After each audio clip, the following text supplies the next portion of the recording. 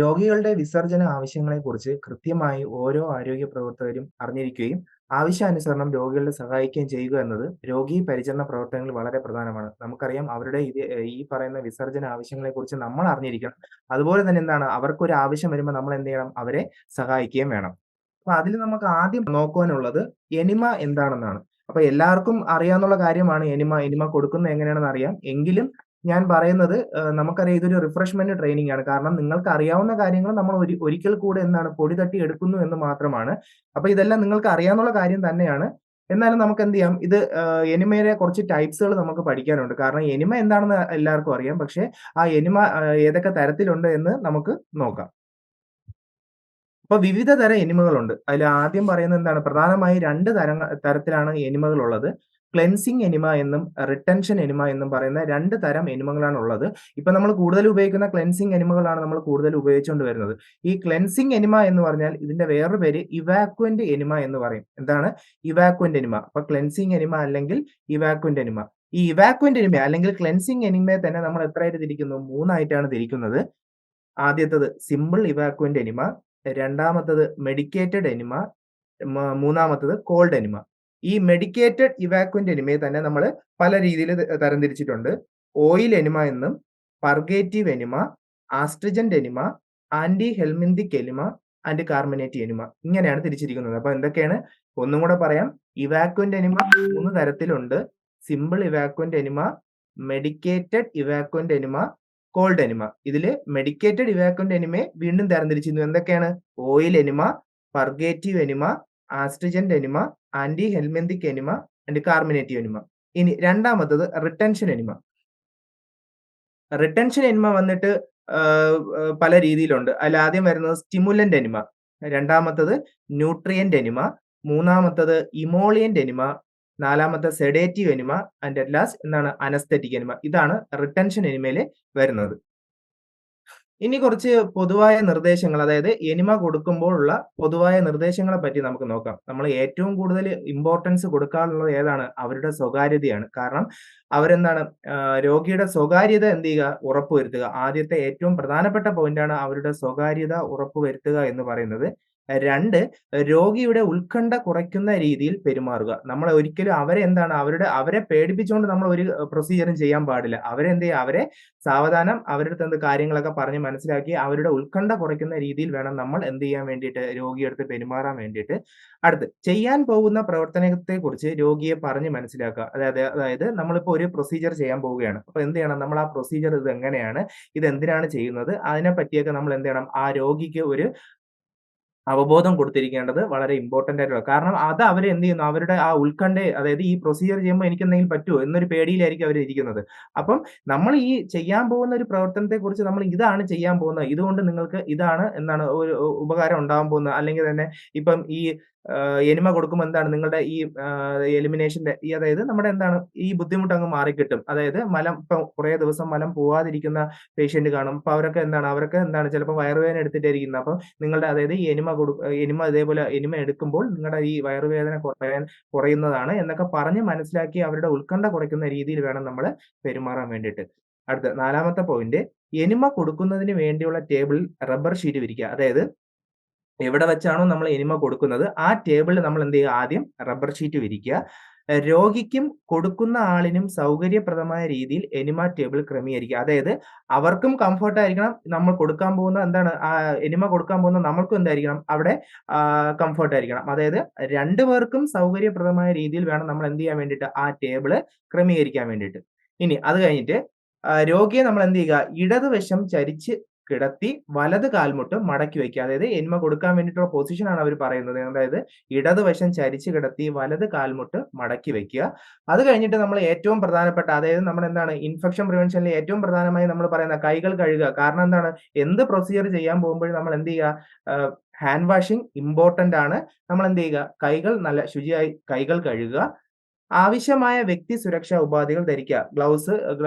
കൈകളിൽ ഗ്ലൗസ് ധരിക്കേണ്ടതാണ്. അതായത് നമുക്ക് എന്തൊക്കെയാണ് അതായത് ആവശ്യമായിട്ടുള്ള വ്യക്തി സുരക്ഷാ ഉപാധികൾ എന്തൊക്കെയുണ്ടോ അതൊക്കെ നമുക്ക് ധരിച്ചിട്ട് വേണം നമ്മൾ ഈ പ്രൊസീജിയർ ചെയ്യാൻ വേണ്ടിയിട്ട്.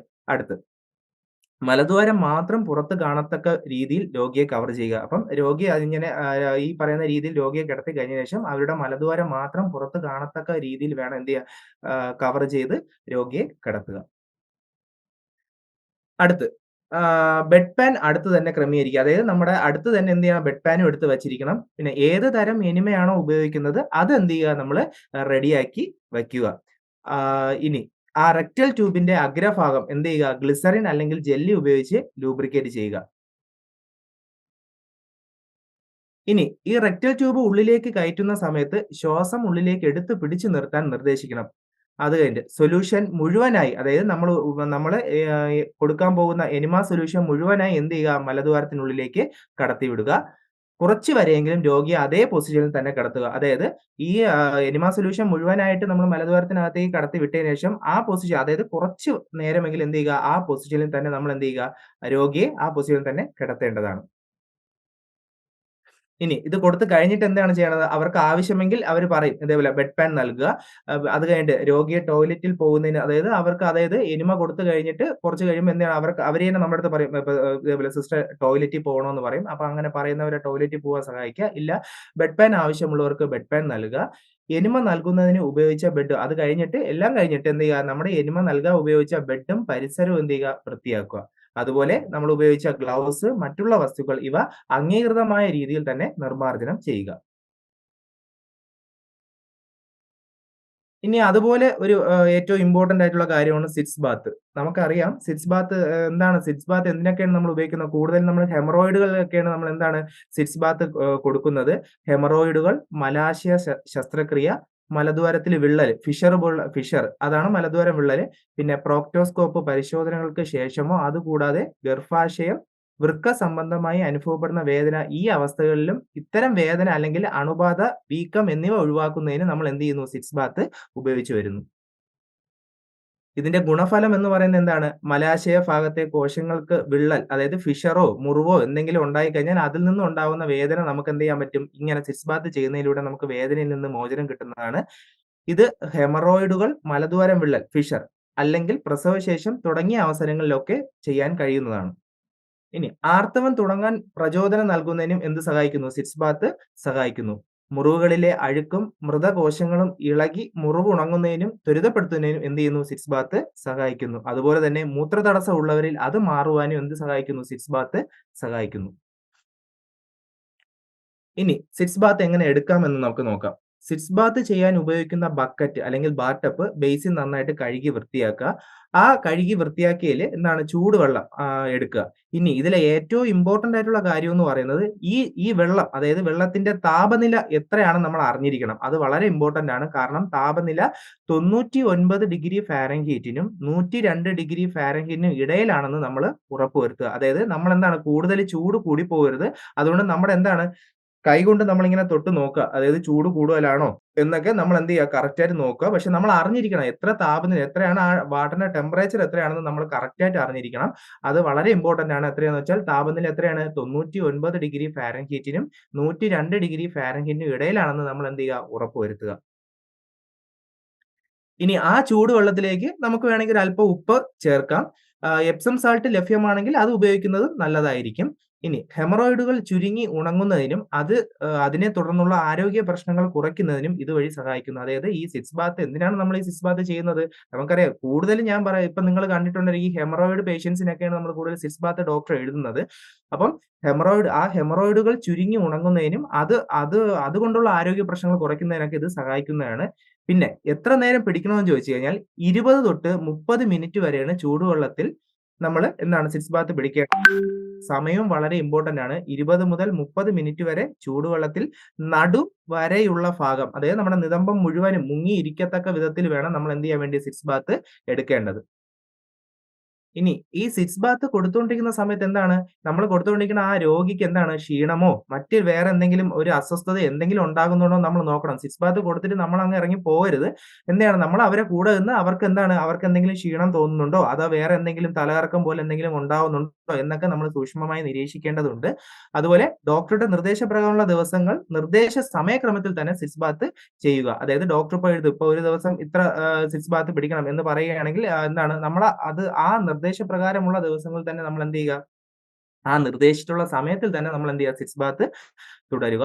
സിറ്റ്സ് ബാത്തിന് ശേഷം ആ നിതംബ ഭാഗം മുഴുവൻ തുടച്ച് വൃത്തിയാക്കേണ്ടതാണ്. ഇനി ഈ സിറ്റ്സ് ബാത്ത് ചെയ്യാൻ പാടില്ലാത്ത സാഹചര്യങ്ങൾ എന്തൊക്കെയാണെന്ന് നോക്കാം. സിറ്റ്സ് ബാത്ത് ചെയ്യാൻ പാടില്ലാത്ത സാഹചര്യങ്ങൾ ഒന്ന് എന്താണ്? ആർത്തവ സമയത്ത് അമിത രക്തസ്രാവം ഉണ്ടെങ്കിൽ എന്ത് ചെയ്യാൻ പാടില്ല? സിറ്റ്സ് ബാത്ത് ചെയ്യാൻ പാടില്ല. അതുപോലെ തന്നെ ഗർഭിണികൾ എന്തെടുക്കാൻ പാടില്ല? സിറ്റ്സ് ബാത്ത് ചെയ്യാൻ പാടില്ല.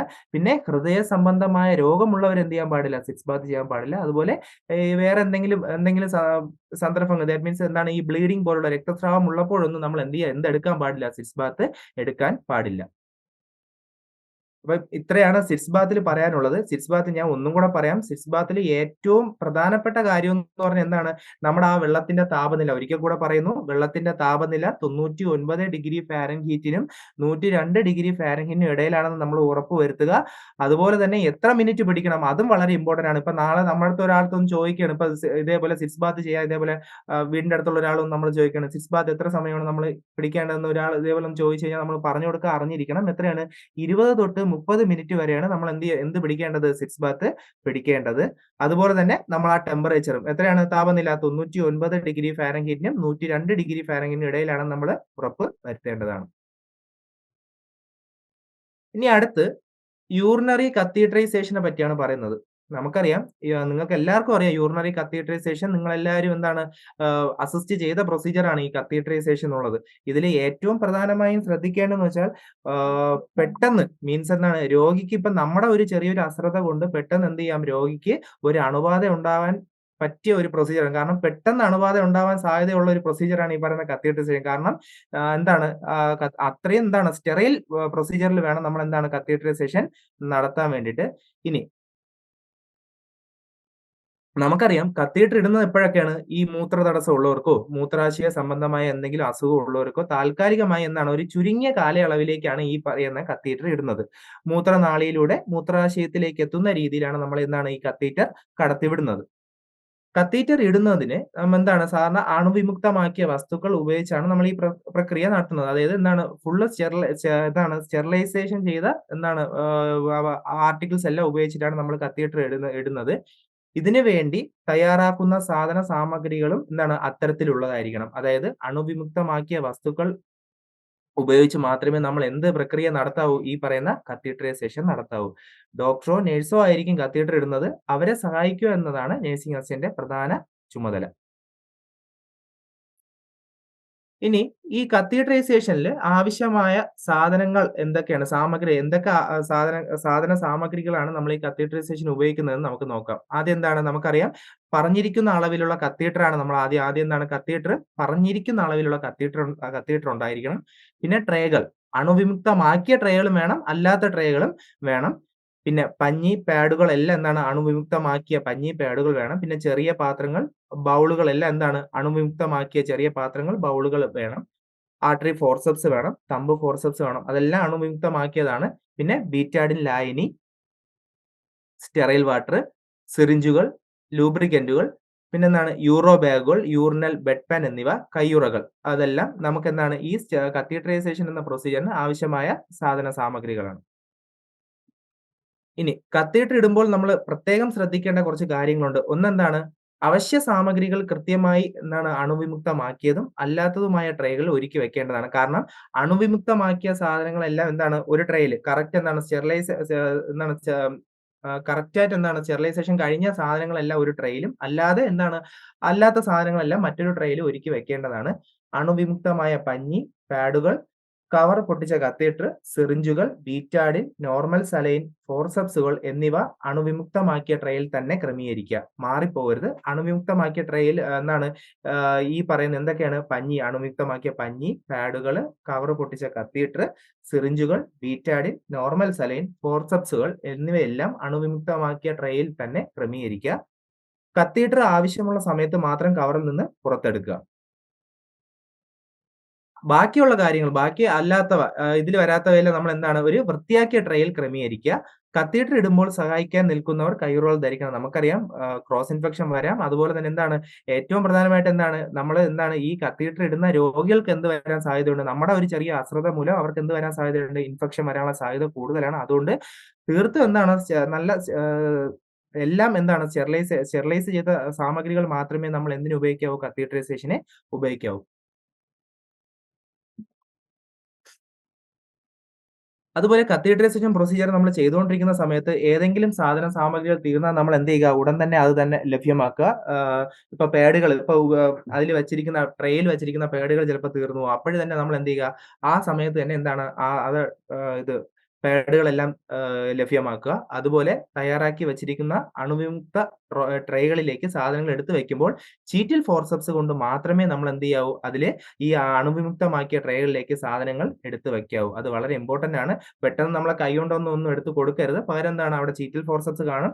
ആ ചീറ്റിൽ ഫോർസെപ്സ് വച്ച് തന്നെ നമ്മൾ എന്ത് ചെയ്യുക? ആഹ് ആവശ്യമായ സാധനങ്ങൾ എന്ത് ചെയ്യുക? എടുത്ത് കൊടുക്കുക. അതുപോലെ തന്നെ നമുക്ക് ചിലപ്പം ബീറ്റാഡിൻ ലായനികളിലൊക്കെ എന്താണ് ബൗളിൽ അടുത്ത വേറൊരു ബൗളുകളിലേക്ക് ഒഴിക്കേണ്ടതായിട്ട് വരുന്നുണ്ട്. ഇതെന്താണ് നമ്മളെപ്പോഴും അങ്ങനെ ഇപ്പൊ ബീറ്റാഡിൻ ലായനി ആവശ്യമായ സമയത്ത് നമ്മളെന്താണ് ബൗളുകളിലേക്ക് ബീറ്റാഡിൻ ലായനി ഒഴിക്കുമ്പോൾ എന്ത് ചെയ്യുക? നമ്മൾ അണുവിമുക്തമായ ട്രേകളിൽ ഒന്നും സ്പർശിക്കാതെ വേണം ഒഴിക്കാൻ വേണ്ടിയിട്ട്. അല്ലാതെ നമ്മൾ ഉടനെ എന്താണ് നമ്മൾ അതിൽ മുട്ടിക്കുന്ന വിധത്തിൽ കൊണ്ട് എന്ത് ചെയ്യല് ബീറ്റാഡിൻ ലായനി ഒന്നും ഒഴിക്കരുത്. പകരം എന്താണ് അതിൽ സ്പർശിക്കാത്ത രീതിയിൽ വേണം എന്ത് ചെയ്യാൻ വേണ്ടിയിട്ട് ബൗളിലേക്ക് ബീറ്റാഡിൻ ലായനിയൊക്കെ ഒഴിക്കാൻ വേണ്ടിയിട്ട്. അതുപോലെ കത്തീറ്റർ ഇട്ട് കഴിഞ്ഞ ശേഷം ബാക്കി വരുന്ന മാലിന്യം കറക്റ്റ് ആയിട്ട് എന്താണ് നിർമ്മാർജ്ജനം ചെയ്യുക. ശരിയായ രീതിയിൽ തന്നെ നിർമ്മാർജ്ജനം ചെയ്യുക. അതുപോലെ യൂറോ ബാഗിൽ കൂടുതൽ മൂത്രം നിറയുകയാണെങ്കിൽ എന്താണ് അളവ് തിട്ടപ്പെടുത്തിയ ശേഷം എന്ത് ചെയ്യുക? നമുക്കതിനെ എടുത്ത് കളയാം. അപ്പൊ കത്തീഡ്രൈസേഷൻ പ്രൊസീജിയറിൽ നമുക്ക് ഇത്രയാണ് നമുക്ക് നോക്കേണ്ടത്. രോഗികൾക്ക് കൂടുതൽ ഇൻഫെക്ഷൻ അങ്ങോട്ട് കിട്ടാനുള്ള സാധ്യത വളരെ കൂടുതലുള്ള എന്താണ് ഒരു പ്രൊസീജിയർ ആണ് ഈ പറയുന്ന കത്തീഡ്രൈസേഷൻ. അപ്പൊ അതെന്ത് ചെയ്യുക? നമുക്ക് ഒരിക്കലും നമ്മുടെ ഒരു ഫാൾട്ട് കൊണ്ട് എന്ത് ചെയ്യരുത്? രോഗികൾക്ക് എന്ത് കിട്ടരുത്? ഇൻഫെക്ഷൻ കിട്ടരുത്. അപ്പൊ അതിന് വേണ്ടിയിട്ടുള്ള കാര്യങ്ങൾ നമ്മൾ ശ്രദ്ധിക്കേണ്ടതുണ്ട്.